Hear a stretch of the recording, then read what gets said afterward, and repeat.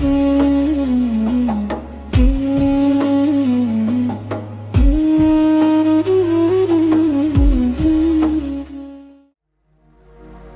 మనం చేస్తే నీ ఆహారము పేదలకిచ్చి, నీ ఆహారం ఆకలి కొన్నవానికిచ్చి, నీ రక్త సంబంధికి నీ ముఖం చాటు చేయకుండా, దిక్కుమాలిన పేదల్ని నీ ఇంట చేర్చుకొని వస్త్రహీనుడికి వస్త్రం ఇచ్చి, అలాగున నీవు చేసిన ఎడలా ఇక చెప్తున్నాడు, నీ వెలుగు వేకువ చుక్క వలె ఉదయించును.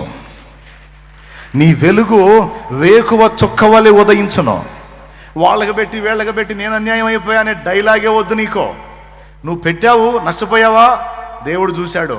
తప్పకుండా తప్పకుండా తప్పకుండా నిన్ను దీవిస్తాడు, నీకు పుట్టిన నీ పిల్లల్ని కూడా దీవిస్తాడు. నువ్వు మళ్ళా ఇచ్చేటట్టు నిన్ను చేస్తాడు నా తండ్రి. ఈ చెయ్యి ఆగదో, ఇచ్చే చెయ్యి ఆగదో. ఆ చెయ్యిని ఎల్లప్పుడూ ఇచ్చేటట్టే చేస్తా ఉంటాడు నా యేసయ్య. ఇంకా అనేక మందికి ఇచ్చేటట్టే చేస్తాడు. నీ వెలుగు వేకువ చుక్క వలె ఉదయించును. ఒకవేళ నువ్వు రోగివా, నువ్వు రోగాలతో ఉన్నావా, నేను చెప్పినట్టు చెయ్యి, నువ్వు స్వస్థత నీకు శీఘ్రముగా లభించును. నేను చెప్పినట్టు చేయను. దీనుల్ని అభాగ్యుల్ని నీకున్న దానిలో చేయదగ్గ దానిలో చెయ్యి, నీ రోగాన్ని నేను తగ్గిస్తా అని చెప్పాడు. నాకు తెలియదు, ఆయన చూడండి, చదవండి అక్కడ. నీ నీతి నీ ముందర నడుచునో, యెహోవా మహిమ నీ సైన్యపు వెనుకటి భాగమును కావలి కాయును. దేవుని మహిమ నీకు కాపుదలగా ఉంటుందంట. ఆయన చెప్పి నీ చేస్తే, ఆయనకి ఇష్టమైన చేస్తే, ఆయనకి ఇష్టమైన ఉపవాసం చేస్తే, బంధింపబడిన వారిని విడిపిస్తే, కాడిమాను సాతాను కాడి కింద బందీలైన వాళ్ళని విడిపిస్తే, దిక్కుమాలిన వారిని చేర్చుకొని ఆదరిస్తే, రక్త సంబంధికి సాయం చేస్తే, వస్త్రహీనుడికి వస్త్రం ఇస్తే,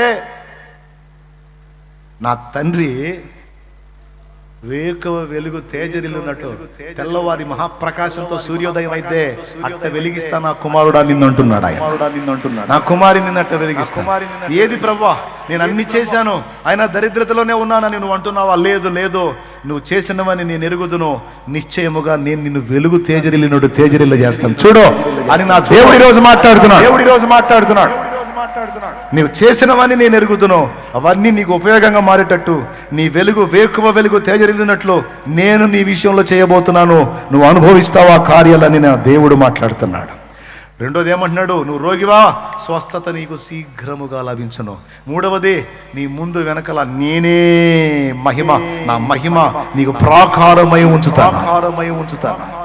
నేనే కావలి కాస్తావా? నేనే కావలి కాస్తాను. నీకు పో, నీ చెప్పినట్టు చేయను, నువ్వు జాగ్రత్తగా సరి చేసుకో, నేను చెప్పిన రూట్లోకి రాను, నీ హృదయం అలాగా నువ్వు దిద్దుకో, ప్రేమతో నింపబడు, ఆత్మల భారం కలిగి ఉండు, సువార్త ప్రకటించు, నేను చెప్పినట్టు చేయను. ఏ రోగం నీకు దగ్గర ఉంటుందో నేను చూస్తా. నీకు శరీరాన్ని ఇచ్చిన వాడిని నేనే. నేను దాన్ని రోగగ్రస్తం చేశానంటే దాన్ని రిపేర్ చేసే దమ్ము ఎవడికి లేదో. నేను రిపేర్ చేశానంటే దానికి తిరుగులేదు. నేను రిపేర్ చేశానంటే దానికి తిరుగులేదో. నేను ముట్టానంటే ఇంక నీకు నీ రిపోర్ట్ మారిపోయిందంటే చేస్తున్నావు. హల్లెలూయా. ఎందుకు భయపడుతున్నావు? అస్సలు భయపడొద్దు. నేను చెప్పినట్టు చూసుకోను, అంతే, నేను చూసుకుంటా. అంతేనా? అయిపోలా. ఇక చూడు, వాగ్దానాల కుప్ప. అప్పుడు నీవు పిలువగా యెహోవా ఉత్తరమిచ్చును, నీవు మొరపెట్టగా ఆయన అంటాడంట, ఏంటేంటి నేనున్నాను అంటాడంట. కలవరం పడి బిడ్డ లేచినప్పుడు అమ్మో నాన్నో దగ్గరకు పరిగెత్తి బిడ్డను దగ్గరకు తీసుకొని ఫస్ట్ వాడి డైలాగ్ ఏంటి? అమ్మాయి కలవరం పడుతుంది, కేకలేస్తుందా, అమ్మా అమ్మా అమ్మ అని కేకలేసింది అనుకో, తల్లి కానీ తండ్రి కానీ ముందు పరిగెత్తుకుంటూ పోయి దగ్గర తీసుకొని అన్నమాట, ఏందమ్మా నేనున్నా కదా. ఏదన్నా తరమబడినప్పుడు కూడా బిడ్డ బెదిరిపోయి దగ్గరికి వచ్చినప్పుడు చుట్టేసుకొని మనం నేను లేనా నేనున్నాను అన్న మాట ఎంత గొప్పదో. హల్లెలూయా, హల్లెలూయా.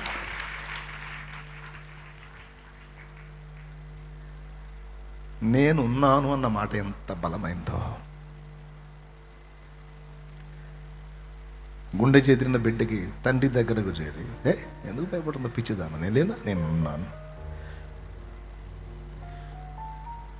తల్లిదండ్రులు విడిచిన గాని తాను విడువడెప్పుడు మమ్ము, తల్లిదండ్రులు మరచిన గాని తాను మరువడెప్పుడు మమ్ము, ఉల్లమునెత్తి పిలిచిన వేళ ఓహోయనుచు తరికి వచ్చు, ఉల్లమునెత్తి పిలిచిన వేళ ఓహోయనుచు దరికి వచ్చు, యేసువంటి ప్రియ బంధుడు నాకిక ఇహ పరములలో లేడన్నా. నానాని కేకేస్తే, అయ్యా తండ్రి దేవాని కేకేస్తే, ఓయ్ నేనున్నా, పిలుపుకి ఓహో అని పలుకుతా, ఆ ఓహో అనుకుంటూ వస్తాడంట. బిడ్డలారా, ఎంత అద్భుతమైన వాగ్దానమో చూడు. నేనున్నానను అనే మాట నీకు తేలిగ్గుందేమో, నాకు గొప్ప ధైర్యాన్ని ఇచ్చిన మాట. అదే కదా కావాల్సింది. నేనున్నా నీకేమైంది? నా దగ్గర కూడా గుండె చేతులు వచ్చిన వాళ్ళకి అదే డైలాగ్ చెప్తా నేను. యేసయ్య ఉన్నాడు, నేనున్నాను తల్లి, నువ్వు చావాల్సిన అవసరం ఏముందిరా, మందిరం ఊడ్చుకుంటానైనా బతకొచ్చమ్మా, ఎందుకురా ఆత్మహత్య, ఎందుకురా చావు, అందరూ వదిలేసిన సన్నిధిలో నువ్వు బతకొచ్చమ్మని ముందు ధైర్యం ఇస్తా. యథార్థంగా నిజంగా బాధితులైతే చేర్చుకొని ఆదరించిన అనుభవాలు ఉన్నాయి. కొంతమంది ఆవేశంతో వస్తారు, అలాంటి వాళ్ళకి ముందు ధైర్యం చెప్పే మాట చెప్పినప్పుడు మనసు శాంతించినప్పుడు మళ్ళీ వెళ్ళిపోతారు. నిజంగా ఏ ఆదరణ లేని వాళ్ళని చేర్చుకొని ఆదరించిన అనుభవాలు ఉన్నాయి. సన్నిధిలో అలాగున అనేక మంది బతుకుతున్నారు, ఇంకా బతికిస్తాడు నా దేవుడు. హల్లెలూయా. నేనున్నాను అంట. ఆయన చెప్పినట్లుగా నువ్వు కానీ అడుగులు వేస్తే ఏ ఆపదైనా సరే నీవు మొర్ర పెట్టగా ఆయన ఇదిగో నేనున్నాను. ఇతరులను బాధించుటయు, వ్రేలు పెట్టి చూపి తిరస్కరించుటయు, చెడ్డదానిని బట్టి మాటలాడుటయు నీవు మాని. చూడు మళ్ళీ చెప్తున్నాడు ఇంకొన్ని. ఏమంటున్నాడు? ఇతరులను బాధించుట. అబ్బాయ్, భార్యనే కానీ, బిడ్డలనే కానీ, తల్లిదండ్రులనే కానీ, భర్తనే కానీ, ఇతరులనే కానీ బాధించటం అనేది మంచిది కాదు. కొంతమంది పీడిస్తూ ఉంటారు. కోడలను పీడించే అత్తలున్నారు, అత్తలను పీడించే కోడళ్ళున్నారు, భర్తలను సాధించే భార్యలున్నారు, భార్యలను వేధించే భర్తలున్నారు. పీల్చేస్తూ ఉంటారు. అలా నువ్వు బాధించొద్దు అన్నాడు. నీ వల్ల ఎవ్వరూ బాధపడటానికి వీల్లేదు బిడ్డ, నువ్వు నా బిడ్డవే. చేతనైనంత మటుకు అందరూ నిన్ను బట్టి సంతోషపడాలే గాని నువ్వెవరిని బాధించే వ్యక్తిగా ఉండొద్దు. నువ్వు నా బిడ్డవే అంటున్నాడు ఆయన. కొడితే అయిపోయింది టైము. నువ్వు స్క్రీన్ దివాకరా, వాక్యం దివాకరా. నా ముఖం పద్దాకల, నా ముఖం దరిద్రం ఎందుకురా, వాక్యం పెట్టరా.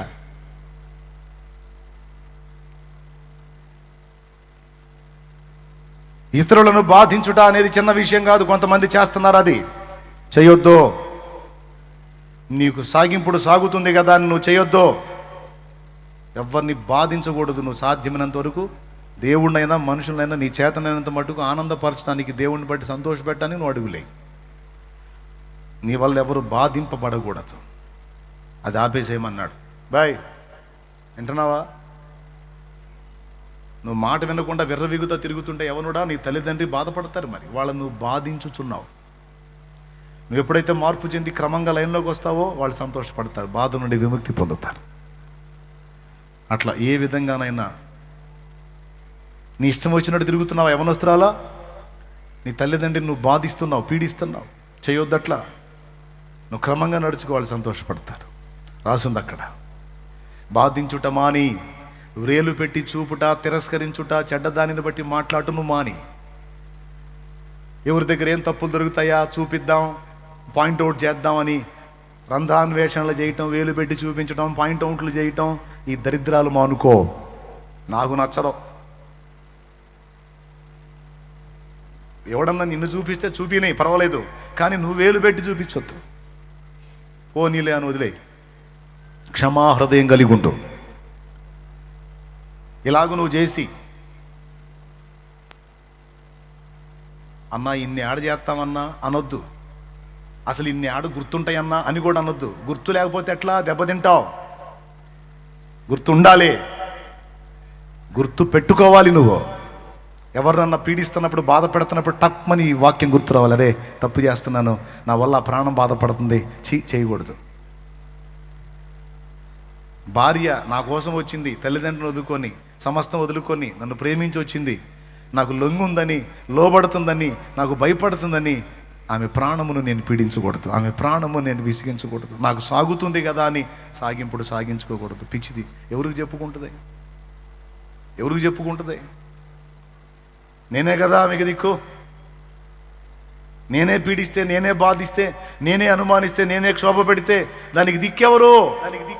దీనురాలు పాపం.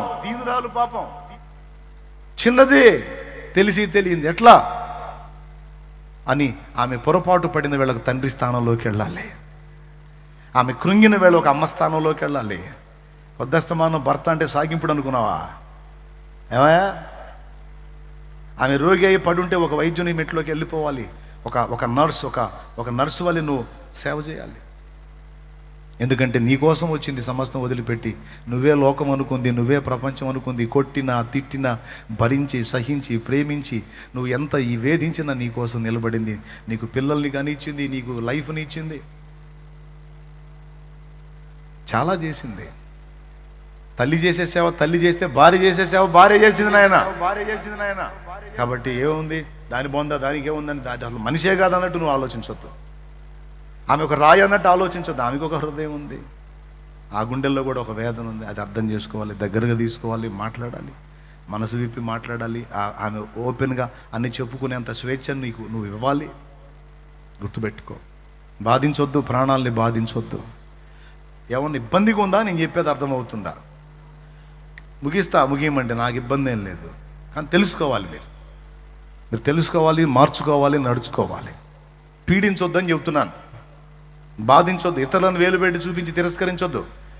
చెడ్డదాన్ని బట్టి వాళ్ళు అట్లా వీళ్ళట్లని ఎప్పుడు చెడిపోయిన మాటలు మాట్లాడుకోవద్దు. అవి మానేయ్. లోకాభిరామాయణ మాట్లాడటం మానేయ్. లోకములో ఉన్న చెత్త మాట్లాడటం మానేయ్. లోకములో ఉన్న శుద్ధం మాట్లాడటం మానేయ్. వాళ్ళ వీళ్ళ చెడుగులు మాట్లాడటం మానేయ్. అవకాశం ఉన్నంత వరకు దేవుని సంగతులు, 10 మందికి ఉపయోగపడే మాటలు అయ్యే మాట్లాడు. ఇలాగూ నువ్వు చేస్తే ఆశించిన దాన్ని ఆకలిగొనిన వానికి ఇచ్చి, శ్రమపడిన వానిని తృప్తిపరచిన ఎడల వాడి చేత 1000 రూపాయలు చాకిరీ చేయించుకుని 500 ఇచ్చి పంపిస్తాడు. కొంతమంది బుద్ధి, వాడి చేత 1000 రూపాయలు చాకిరీ చేపిస్తాడు, ఇడేమో పెద్ద మొత్తం ఇచ్చినట్టు 500 ఇచ్చి పంపిస్తాడు. ఒక్కొక్కళ్ళు ఉంటారు నిన్ను గాల్లే. అక్కడ ఏమని రాశాడో తెలుసా? కష్టపడ్డ వాడి కష్టానికి తగినట్టు నువ్వు ఇవ్వాలి, లేకపోతే కేసు రాస్తా అన్నాడు. ఆడే బడి ఉంటాడులే, ఎంతో కొంత ఇత్తనం, ఆడే కడుపు నింపుకుంటాడులే, ఆడే ఉంటాడు సత్తాడులే అన్నట్టు ఉండకూడదు. అది ఇంత కష్టపడుతున్నాడు, ఈ కష్టానికి ఇంత న్యాయం వీడికి ఇవ్వటం తప్పు లేదు, ఇద్దాం అని కష్టాన్ని ఎంచి తగ్గదాన్ని నువ్వు ఇవ్వాలంట. అలా నువ్వు చేస్తేనంట శ్రమ పడిన వాడంట నీ దగ్గర తృప్తి పడాలంట. అర్థమైందా? శ్రమ పడ్డవాడికి పావులా ఎక్కువ ఇవ్వు. ఒకసారి మా అమ్మగా చెప్పా, మార్కెట్కి పోయి 15,000 రూపాయల సరుకులు కొని రిక్షాలో వేసుకొని వస్తుంది. ఇంటికి అడుగుకొచ్చి రిక్షా పడితే తగాద వేసుకొని, నేను 10 ఇస్తా అంటే 15 అంటాడు. ఏదమ్మా నీకేం తెలుసా, అడ్రోడ్ కాడికి దొక్కుంటా వచ్చానమ్మా నేను, నీ దొక్కితే నీకు అర్థమైంది అంటున్నాడు. ఏందది? ఏం బరువు? నేను ఎంత బరువు ఉన్నా, ఈ ఎంత బరువు ఉంది? లేదు, ఆ తక్కువ బరువు ఉంటుందా?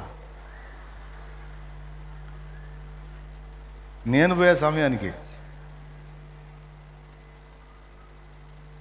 అమ్మా నువ్వు ఎప్పుడైనా రిక్షా దొక్కావే అన్నా. తొక్కకపోతే చెట్లు కాత నిజలేవా అంటుంది. నేను దొక్కానే, నాకు తెలుసు. ఒట్టి రిక్షా దొక్కితేనే కాళ్ళు పోతాయి.